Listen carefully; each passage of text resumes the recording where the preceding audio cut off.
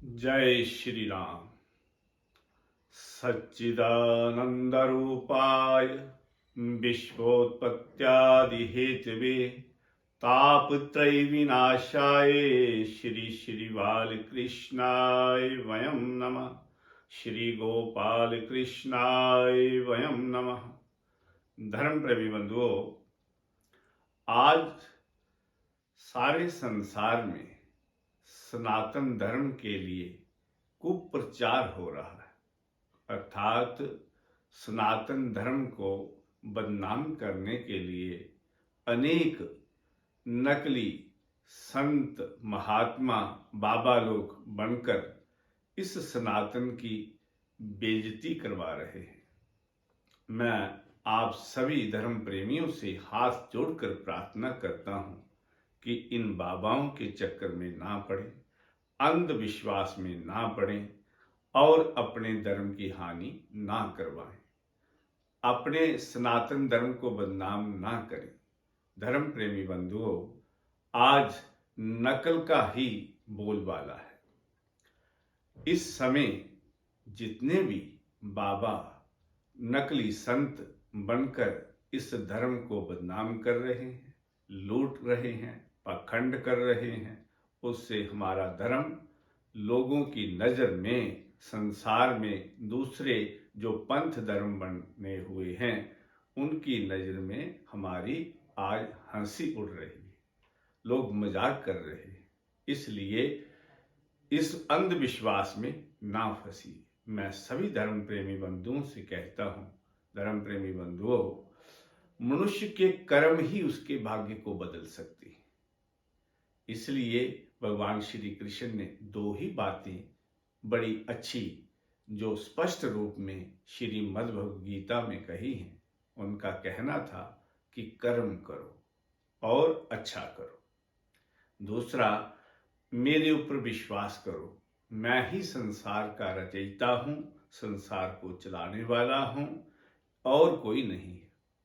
भूतों प्रेतों की पूजा करोगे तो भूत ही बनोगे, अन्न देवताओं की पूजा करोगे तो अन्न को ही प्राप्त होगे, और मेरी पूजा करोगे तो मुझे प्राप्त होगे। इसलिए अगर मनुष्य ने आत्म शांति चाहिए, सुख चाहिए, अगर तो इस संसार में उस ईश्वर को ही मानना चाहिए। भूत प्रेतों की पूजा नहीं करनी चाहिए, पाखंड में नहीं फंसना चाहिए, अंधविश्वास में नहीं फंसना चाहिए। कोई हमें कुछ नहीं दे सकता। जी बाबा लोग अपनी धन दौलत बनाने के लिए पाखंड में लगे हुए हैं और देश को, लोगों को लूट रहे हैं। और इनके बहकावे में कौन आ जाता है? भोली वाली जनता। और उस जनता में औरत जात जो है, स्त्री जात जो है, वो ज्यादा आ जाती है और बाबा लोग उनका फायदा उठाते हैं। इसलिए इन पखंडियों से, झूठे मक्कारों से बचना चाहिए।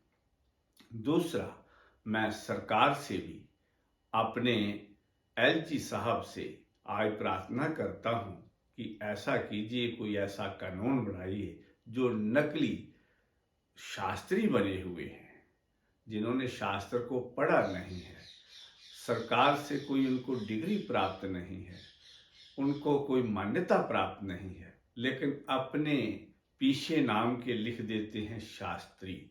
शास्त्री का अर्थ है उनको विद्या का ज्ञान होना चाहिए। उन्होंने बीए, जिसे ग्रेजुएट कहते हैं, उसकी शिक्षा प्राप्त हो, उसे शास्त्री कहते हैं। शास्त्रों का, 6 शास्त्रों का ज्ञान होगा। लेकिन 8वीं फेल, 10वीं फेल, वो भी आजकल शास्त्री अपने पीछे लगा लेते हैं, जो खुद झूठ बोलकर कमाई कर रहे हैं, पाखंडबाज से कमाई कर रहे हैं।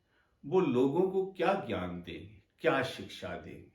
इसलिए उनके द्वारा किया हुआ कर्मकांड, पूजा, यज्ञ, वो एक पाखंड होता है, इसके सिवा कुछ नहीं होता। इसलिए आप लोगों ने इन सभी से बचना है, अंधविश्वास से बचना है।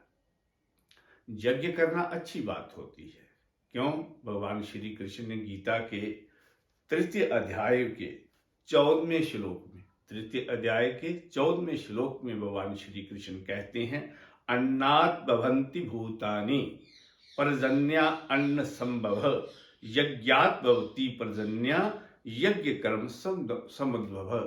अर्थात ये सृष्टि जो है ये अन्न से ही पैदा है, जीव अन्न से ही पैदा है। वेदों में कहा गया है अन्न ही ब्रह्म है, अर्थात अन्न के बिना कोई यज्ञ नहीं होता। अब अन्न कैसे पैदा होता है? बारिश होती है, और बारिश तभी होगी जब आप यज्ञ करेंगे। यज्ञ में जो हवन किया जाता है, उनकी आहुतियां दी जाती हैं, उनका शुभ समय जाना जाता है। यज्ञ कब करना चाहिए, उसमें समय होता है, मुहूर्त होता है, और उस समय जो आहुतियां दी जाती हैं उनसे देवता लोग खुश होते हैं और बारिश होती है। इस धरती पर अन्न पैदा होता है, अन्न से प्रजा पलती है, जीव पलते हैं। इसलिए यज्ञ होना अच्छी बात है, यज्ञ करने चाहिए, और बिना यज्ञ के सृष्टि नहीं चल सकती। लेकिन उनका भी कोई मुहूर्त होता है, समय होता है। आजकल लोगों ने यज्ञ को भी एक पखंड बना रखा है। शुक्र अस्त हो, गुरु अस्त हो, उसमें भी यज्ञ हो जाते हैं। मुहूर्त का कोई विचार नहीं होता, और जो यज्ञ करवाने वाले जजमान हैं उनको भी इसका कोई ज्ञान नहीं होता, और जो उधर पंडित लोग, विद्वान लोग आते हैं बनकर, उनको भी इसका ज्ञान नहीं होता।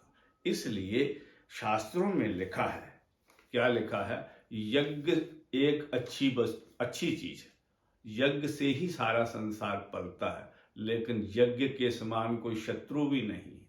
अगर यज्ञ में त्रुटि हो, दोष हो, तो उसके समान शत्रु भी कोई नहीं। क्या लिखा है शास्त्रों में? अन्नहीनो दहेज राष्ट्र। जिस यज्ञ में अन्न की कमी हो, अन्न के लिए कंजूसी की जाए, वो यज्ञ राष्ट्र का नाश कर देता है। मंत्रहीनस्तु ऋतुजा, और मंत्रों से हीन विद्वान जनों को जानकारी ना हो, गलत मंत्रों को पढ़ा जाए, तो उससे भी क्या होता है? जो मंत्र बोलने वाला है, जो विद्वान है, जो यज्ञ का यज्ञ कर्ता बना हुआ है, उसका नाश हो जाता है। और दीक्षितम दक्षिणाहीनो नास्ति यज्ञ समो रिपुः, और दक्षिणा में कमी रह जाए तो क्या होता है? जजमान का नाश हो जाता है। इसलिए यज्ञ के समान कोई शत्रु नहीं है। इसलिए मेरे धर्म प्रेमी बंधुओं, मैं आपसे प्रार्थना करता हूं, जो यज्ञ करता है, जो आचार्य है, उसके पास कितनी विद्या है उसका ज्ञान अवश्य होना चाहिए। उसको भी जानकारी हो तभी वो आचार्य है। ऐसे आचार्य नहीं कोई बन सकता, ऐसे कोई शास्त्री नहीं बन सकता। पखंड, झूठ, आडंबर से जो सृष्टि चला रहे हैं आज, ये हमारे सनातन धर्म को बदनाम करने वाले हैं, झूठे हैं, पखंडी हैं। और सरकार को भी चाहिए इनकी पूरी निरीक्षित किया जाए, इनकी पूरी जांच की जाए, और ये जो लूटने पर पखंडी पैदा हुए हैं, इनको इनकी सजा मिलनी चाहिए, दंड मिलना चाहिए। दूसरी बात, इस समय नवरात्रों का पर्व चल रहा है। माँ के दरबार में, माँ बावे वाली का दरबार हमारे जम्मू में है, माँ वैष्णवी का दरबार है।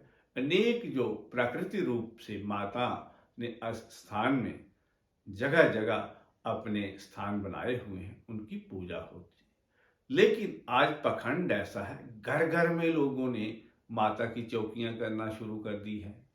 हर स्त्री, हर पुरुष आजकल माता बन जाता है, देवता बन जाता है। क्या ऐसा पखंड चला हुआ है?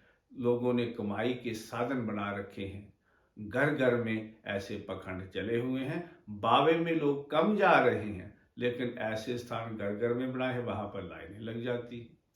माता वैष्णवी का दरबार है, वहां पर कम जाएंगे, क्योंकि ये कलयुग, घोर कलयुग की निशानियां है। लोग कहते हैं भूकंप आ रहा है, लोग कहते हैं प्रकृति विपरीत हो गई है।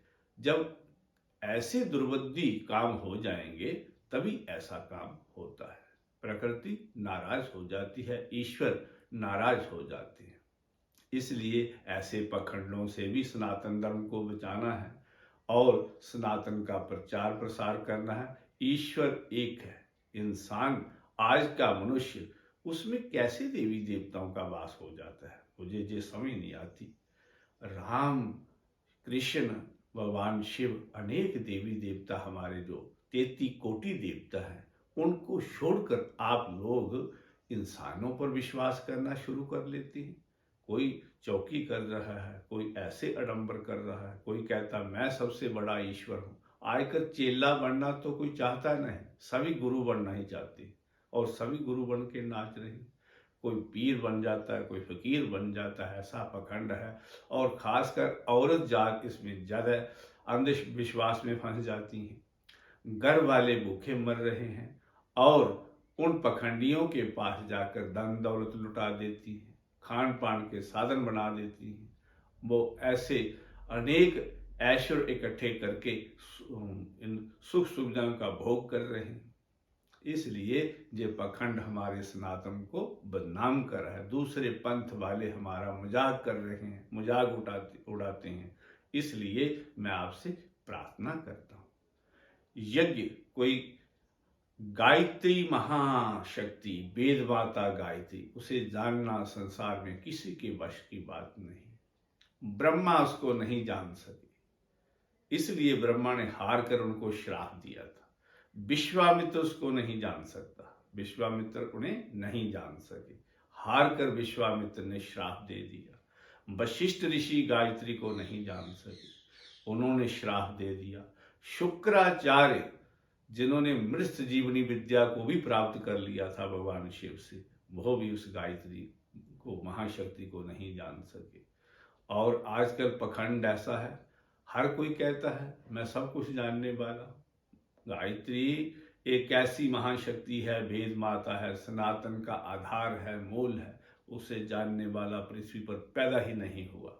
लेकिन आजकल पखंडियों ने अनेक ड्रामे बना रखे हैं और सनातन को बदनाम कर रहे हैं। इसलिए धर्म प्रेमी बंधुओं, इन लोगों से, दुष्टों से, पापियों से, जो देश को और हमारे सनातन को बदनाम कर रहे हैं, उनसे बचिए।